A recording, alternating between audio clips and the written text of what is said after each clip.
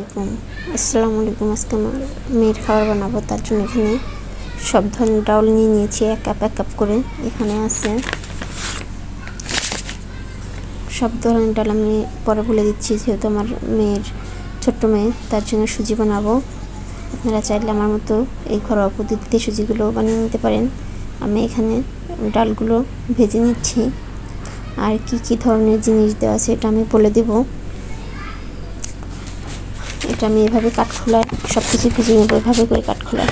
এখানে আছে মুগ ডাল, ছোলার ডাল, মসুরের ডাল, বুটের ডাল, গম, ভুট্টা, সাবুদানা, কিশমিশ, কাজু বাদাম, কাঠবাদাম, চীনা বাদাম, আখরোট বাদাম, খেজুর, আর আছে নাজেশাল চাল।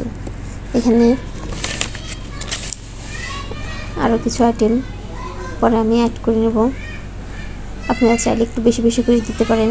দেখুন, এভাবে করে আমি সবগুলোই আলাদা করে কাঠখোলায় ভেজে নিয়েছি।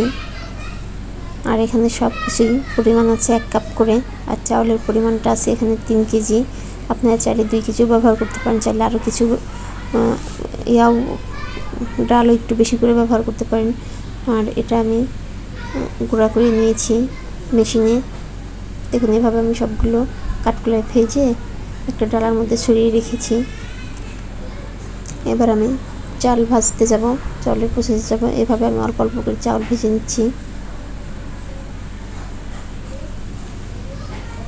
দেখুন, আমার চাউল ভাজা শেষ। এবার আমি এটা গুঁড়ো করে নেব, যেহেতু আগে থেকে এটা গুঁড়ো করে নেওয়া হয়েছিল। দেখুন, এটা কিন্তু একদম মিহি করে গুঁড়ো করা, যেহেতু এটা ভাজবো। এবার আমি একটু চুলায় বসিয়ে দিচ্ছি, অল্প অল্প করে আমি সুজিগুলো চুলায় ভেজে নেব। সুজিগুলো যখন ভাজা হবে তখন একটা পাতলা পাতলা মনে হবে। প্রথমে সুজিগুলো ভাজতে গেলে ভারী ভারী মনে হয় নাড়াচাড়া দিলে, আর যখন সুজিগুলো ভাজা হয়ে যাবে তখন মনে হবে একটু পাতলা পাতলা লাগতেছে, হাতেই বোঝা যাবে যে এটা ভাজা হয়ে গেছে। আর এত সুন্দর একটা স্মেল আসে, একদম কি বলবো, ছোটো বড়ো সবাই খাইতে পারবে এটা। আর আমার মেয়ে তো চিড়েপুটে এটা খেয়ে নেয়, এটা খুব সুস্বাদু হয়, যেহেতু আমি এটা গরুর দুধ দিয়ে রান্না করি। আর আমার এই ভিডিওটা যদি ভালো লেগে থাকে অবশ্যই লাইক কমেন্ট শেয়ার করে দিবেন। দেখুন কি সুন্দর কালার এসেছে। এটা আমি 2 থেকে 3 মাস ঘরে কোটায় রেখে খাওয়াইতে পারবো, কোনো পোকা ধরবে না, গন্ধ হবে না। কাঠখোলা ভেজে নেওয়ার পরেও আবার মেশিন থেকে ভাঙিয়ে নিয়ে আসার পর এভাবে আমি গুঁড়ো করে একদম ঠান্ডা করে নিয়েছি।